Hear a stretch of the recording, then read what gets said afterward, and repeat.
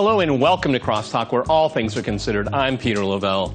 The political crisis inflicted upon Lebanon by Saudi Arabia appears to have receded, at least for now. Is this a sign of things to come? As the Saudi royal family changes, so does Saudi Arabia and the region. Is it time to buckle up and brace for impact?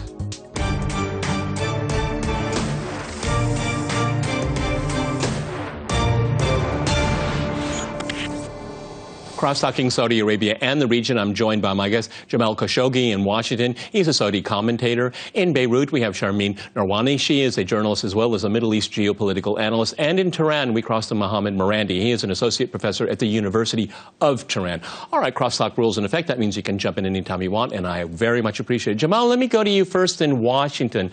As we saw this situation play out in Lebanon, I don't think it's done yet. We'll see what the next move is here. But looking at what's going on in Saudi Arabia, critics can make the claim that the Lebanon episode was to deflect from what was going on in Saudi Arabia and vice versa. I mean, how are they connected, or they're just very different things happening at the same time? Go ahead in Washington. No, I tend to believe there are two different things happening at the same time. Saudi Arabia has legitimate reason to make a complaint about Hezbollah activities, not only in Lebanon, but in Syria and in Yemen. Maybe the way this issue was introduced was too hasty or in such an impulsive way, but it succeeded in bringing the issue of Hezbollah on the table. And now even the French are making statements about how Hezbollah should be tamed down, should be restricted. Really, Hezbollah should not have a free hand in its terrorist activities. Okay, so this is about to Syria and killing Syrians and going back to Lebanon. This is all about Hezbollah. Then let me go to Sharmeen in Beirut. I mean, one can easily make the claim that Saudi Arabia is meddling in Lebanon and in Yemen. Okay, I mean, I don't see where you find the moral equivalence right there, okay?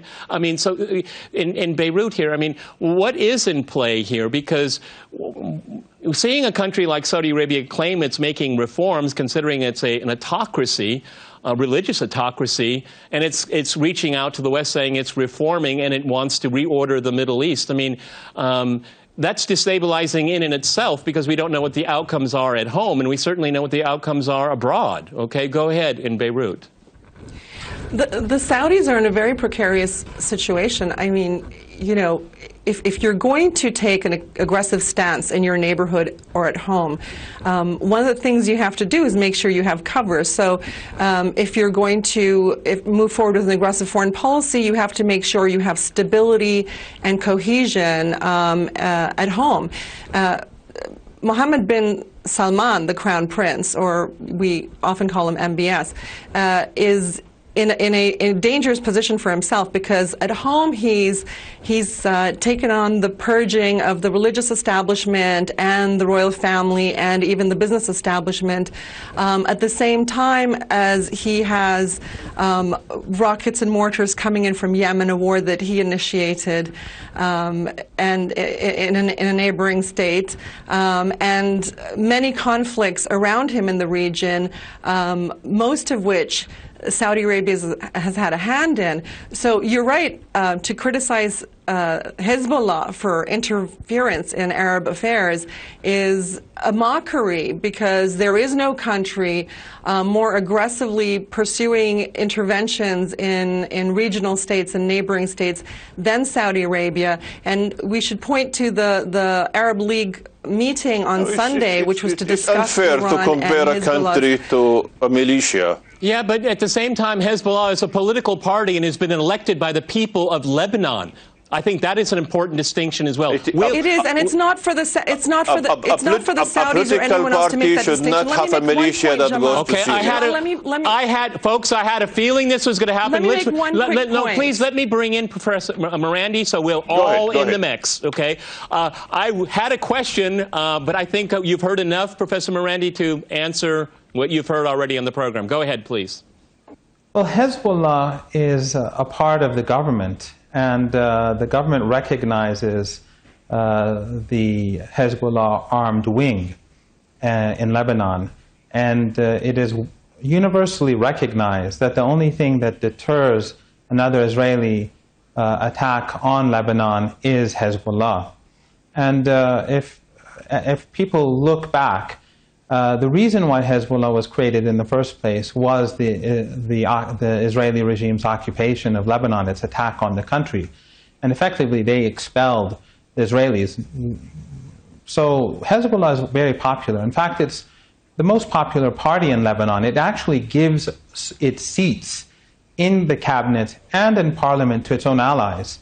It only keeps a minimal number of seats just to be sure that they're in the debate. And to compare Saudi Arabia to Hezbollah is really extraordinary. We just recently heard, and I think all your viewers should watch, the interview of the former Prime Minister of Qatar when he spoke on Qatari TV, not on Al Jazeera, but on Qatari TV. And he explained that at the very beginning of the situation in Syria, he went to Saudi Arabia and they began plotting against the Syrian government. And of course, we also have other documents like the Defense Intelligence Agency document of 2012 and so on that shows that Saudi Arabia from the very beginning was exporting terrorism to Syria. And the Qatari Prime Minister also acknowledged that the Nusra Front was being funded. And that back then, the Nusra Front was actually a part of ISIS, because ISIS back then was ISI, the Islamic State of Iraq. They created the Nusra Front for Syria. And then, again, when we look at Yemen, the Saudi regime is creating starvation at a mass scale, unprecedented in human history. 17 million people are on the verge of starvation. Okay. Right. And the United States, the Western media, the British media, they are all silent about this, which is quite racist. But there's no comparison between Saudi Arabia and anyone else in this region. And I point out to our viewers, the 60 Minutes report on CBS was absolutely disgraceful in its bias. Okay, Jamal, let me go back to you, because it's 2 against 1 here. I want you to be able to respond to what we've heard on the program so far. Go ahead. We should not pick and choose. What we have in Syria is a true revolution, and that ought to be supported. I wish my country would do more support. Unfortunately, I even feel that my country is withdrawing its support to the Syrian revolution, and we shouldn't have done that, because it is legitimate to support the revolution. Those people are calling for majority rule, and they need to be supported. Actually, somehow Saudi Arabia and the Iranians are agreeing in somehow causing life for Bashar al-Assad, and we the Saudi should not do that. It is not in our interest. Yes, I agree that the war in Yemen is causing suffering, but at the same time, the Houthi should not be allowed to rule Yemen, because they are not democratic and they are not prescribing to a power sharing formula for Yemen. So somehow, Saudi, what the Iranians are supporting, what Hezbollah is supporting, they are not supporting peaceful change, democratic change in the Middle East. They are supporting dictatorships or sectarian Jamal, rules. I mean, and that is a recipe for isn't that health. kind of rich, having Saudi Arabia supporting terrorist groups inside of Syria? I mean, I have a hard time. Good. I have a hard time anyone from Saudi Arabia talking about democracy anywhere in the world. Let me go to Sharmeen in Beirut here. I mean, again, you know, these reforms that were being called. I can't speak about democracy. Well, we have to have equal time for everyone. But you know, Saudi Arabia looks like it wants to be the hegemon in the entire Arab world. I'm afraid that's a long time ago. The number of missteps that they've gone through in recent years have pretty much preluded that. I mean, the survival of the royal family should be the primary concern, because without the royal family, there is no Saudi Arabia, okay? I think, you know, they should get their priorities straight. Go ahead in Beirut. Mohammed bin Salman is doing exactly the opposite of that. As I was saying earlier, if you're going to take on an aggressive foreign policy or domestic policy, you have to make sure your back is covered and your flanks are covered, and you can see what lies ahead. He's taken on all these issues at the same time. But you know, going to the point about Hezbollah and Iran interfering in the affairs of states, and back to the Arab League meeting on Sunday, the Arab League Charter says says that there, states the inviolability of not just sovereignty and territorial integrity of all Arab states, but independence as well. And the first time in their history that they significantly veered from this and intervened in the affairs of state, allegedly to support a population against its government, was in Libya and in Syria. And now they are doing so in Yemen. When the Arab League takes these decisions and sidelines Syria and looks to sideline other countries potentially like Lebanon, they have no right per their charter. You have an Arab League that is being hijacked now, and there are very few members of that league that actually subscribe to what Mohammed bin Salman wants in the region. I mean, it's Saudi Arabia, it's Abu Dhabi, not even the UAE, Abu Dhabi, Bahrain, that has no voice any longer, and maybe some sort of half steps by some of the others. But this is a very dangerous situation where one country is pretty much saying we can violate every country around us, and we have the right to do so. We have about 40 seconds before we go to the break. Go ahead, Mohammed in Tehran, if you want to respond to that. Go ahead. I think the big issue is that Mohammed bin Salman is behaving in a very erratic manner. He's not calculating things or thinking things through. One week he has a huge conference for foreign investors at the Ritz-Carlton. The next week he arrests all the billionaires, princes, and ministers and puts them in the Ritz-Carlton.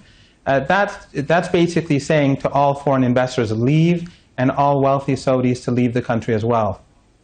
Okay, gentlemen and lady, I'm going to jump in here. We're going to go to a short break, and after that short break, we'll continue our discussion on Saudi Arabia and the region. Stay with RT.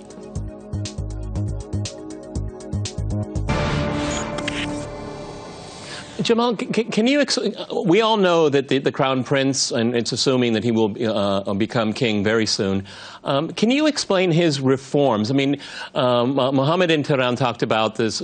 I guess a better word is it's really a shaking down of members of the royal family that may or may not have committed massive acts of corruption. Okay. Fine. But is that the way to move forward? I mean, because if you want to have the rule of law, so you break the law to have the rule of law. You take assets from people illegally, but believing foreigners will be attempted to legally enter the Saudi market. I mean, can't you see all the contradictions of what this quote-unquote reform is all about? Because it looks like a power grab, not in the name of a family, but in the name of one man. Go ahead, Jamal. Yes, very much correct. It is reason to worry, and I put it this way: he is doing the right things the wrong way. I've been very much supportive of reform in Saudi Arabia. I called exactly for many of the things Mohammed bin Salman is doing as an editor of a newspaper previously in Saudi Arabia. Yes, the royal family need to be tamped down, need to be restricted. There had to be a law that separate them from the state. They should not act and live as if they own or share the state. They shouldn't. They are equal citizens to us, we the people of Saudi Arabia. He is doing the right things, whether inside Saudi Arabia, but he's doing it in a hasty manner. There will never be an economic development in Saudi Arabia and renaissance and Vision 2030 without fighting corruption. But in the same time, there has to be transparency. In an article I wrote in the Washington Post, I questioned whether he is becoming like President Putin, where he will just gather all the power around him. And I wouldn't like that for Saudi Arabia. I would like to see more in power Russia, sharing. We have elections. Call me up when Saudi Arabia starts having elections, and I'll be interested. And by the way, maybe political parties too. That's what I'm hoping for. All right. Okay. Sharmeen, that's what I'm hoping for. If I can go to you, but not the control. If I can go to you, I find it really kind of foolhardy. I mean, Saudi Arabia is a royal family. It's not even a state, really. It's one family, and it has one person striving to have all power to himself here. So if you're going to reform Saudi Arabia, you have to reform the royal family. What are the chances of that happening? Not very good right now, because we're talking about a dictatorship where it was ruled by consensus, at least, with thousands of princes and members of the royal family who had a stake in the system. Today, it's not clear who has the stake in the system besides the crown prince, the would-be king. So I don't think he's going to have a very good chance of accomplishing even his domestic objectives because, again, the purges of the religious establishment, even some tribes, the royal family, the business class. And as to his vision for 2030, how can he accomplish this when investors who are required for this kind of economic plan are going to be extremely wary of putting dollars into a kingdom that is governed by a leader this erratic? Okay, Mohammed, where does the U.S. play in all of this? Because, I mean, we have Donald Trump tweeting, supporting the Crown Prince, almost a blank check here. Do you think that kind of nudged him along, that he's going to get a free pass? And, of course, we know that relations between Israel and Saudi Arabia are ripening. They're getting closer and closer. Reports I've seen, they're even sharing intelligence here. I mean, do you think the Crown Prince thought he had two really powerful forces in his corner and he was going to go out and make his bid, and he fell flat on his face? Go ahead, Mohammed. Yes, I think that the Saudi regime is counting very much on Trump's support. And I think your good guest in the United States suffered a lot at the hands of the Saudi ruling family because of his criticisms of Trump, if I'm not mistaken. The Israeli connection with Saudi Arabia, of course, I think is really more hurtful to Saudi Arabia than it thinks, because in the public opinion in the region, people recognize Israel as an apartheid state that has kept Palestinians basically in concentration camps in Gaza, and which is treating them as subhuman. And the closer the relationship gets, the more unpopular the Saudi regime becomes. But I'd like to also point out a couple of other things about what's going on in Saudi Arabia and why I think that this is very dangerous for the stability of the regime itself. The erratic behavior is not only with regards to its sudden arrests of all these influential people, and it's not just the war where they're slaughtering hundreds of thousands of people due to disease and starvation, although the Western media for 2 years has been saying 10,000 people have been killed. They don't want to tell the real numbers. But then we see what he did in Qatar and the outrageous behavior that the Saudis showed towards the Qatari people, and they tried to strangle them as well. They humiliated the prime minister of Lebanon and forced him to grovel in front of the king. How would investors come to a country when even a foreign prime minister has no protection in the country? But the most important thing, I think, is that Saudi Arabia is a bit like Libya. It is not like Egypt or Iran, which has it's a nation state with an identity. It's founded upon, in Libya, it was founded upon one person, and when he was killed, when he left the scene, the country fell apart. And Saudi Arabia, if Mohammed bin Salman grows weaker as a result of the immense amount of money that he's wasting in Yemen, in killing and all the other multiple crises at home and abroad, if Saudi Arabia grows unstable, I don't think that the country will remain intact. Jamal, I know that you were a critic of the Saudi government. Presumably, maybe one of the reasons why you're living in the U.S. If you could give the Crown Prince advice, what would that advice be? And what would be the advice to Israel and the United States, for example? He must avoid one-man rule, despite all the temptation. One-man rule, despite how smart is the man, always end with a disaster to the country. But isn't he doing the opposite? The course of history. Isn't he doing just the opposite? Yes, but that was my advice, to avoid being a one-man rule. He needs to broaden the base for consensus. He needs to create some form of a democracy around him. He enjoys the support of the people. There is no question of legitimacy in Saudi Arabia. It's a very quick solution. Create something like the Chinese Communist Party, where they have a huge membership of equal people who could contribute and share power. Saudi Arabia is going through a major transformation that are existential to the country. And that should not be conducted by the ideas of one man. Do you think Saudi Arabia can survive this transformation? It seems to be really severe doubts that it could on the path that it's on right now. Yes, no, I think in the short term, yes, Saudi Arabia has enough power, enough legitimacy, enough wealth to survive for the coming years. But there are challenges from within, even facing Mohammed bin Salman. High expectation that he made to the people that he has to fulfill. How does it have any of those things? Go ahead. Go ahead in Beirut. How does it have power and legitimacy? Yeah, how does Saudi Arabia have power and legitimacy to carry through any of its agendas? The Arab League is as good as gone. The GCC is as good as gone. You know, Arab support is diminishing as the pressures increase. It only let me just say it only comes with money, and Saudi Arabia is bankrupt. In terms of Muslim legitimacy, let Saudi Arabia forge a relationship with Israel, and it will have none. You know what, Peter? You know where I think this is going to end? I think that it's going to end with the custodianship of the two holy mosques gone. And they're playing a very dangerous game, whereas most of the countries in this region want stability and would like Saudi Arabia to act as they did before, you know, with consensus and a system that was cautious and looked at its neighborhood in a very cautious, tentative way before it sort of forged ahead with policies. We have a Saudi Arabia gone rogue. Okay, Jamal. And unable to sustain its power and legitimacy. Jamal, please respond before, and then I want to go to Mohammed before we end the program. Go ahead. Okay, a very quick response. I'm talking from my Saudi perspective. I'm talking from within Saudi Arabia. I'm not seeing Saudi Arabia from outside.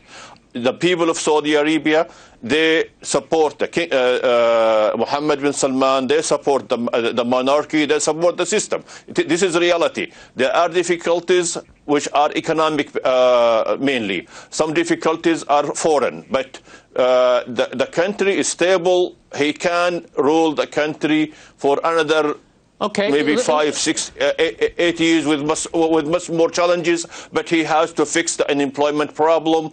There is not a serious risk he's facing. Let me go to Mohammed. He could create the risk. We're rapidly running out of time. Mohammed, let me go to you. I would put forward the following, is that all of the problems that Saudi Arabia is experiencing internally and its foreign policy are all self-inflicted wounds. Every single one. Go ahead. I'll agree without a doubt. And the Saudi regime basically is putting the lives of people like Jamal at threat. Jamal, who's defending Saudi Arabia right now, cannot go back to his own country. This is the state of affairs in Saudi Arabia. And the United States, when they occupied Iraq, they were infinitely more powerful than Saudi Arabia. And look what Iraq did to the American economy. Saudi Arabia is engaging in mass murder in Yemen. It is spending its money like there's no tomorrow. It's confronting Qatar. It's confronting Syria, Iraq.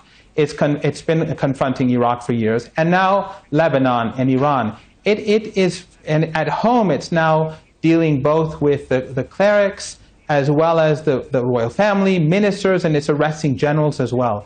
This is definitely not a regime that has the sort of Mohammed that can take on all these crises. I'm sorry, I wish I could let you finish, get away with it. But we've run out of time. Fascinating discussion. Many thanks to my guests in Washington and in Beirut and in Tehran. And thanks to our viewers for watching us here at RT. See you next time. And remember, crosstalk rules.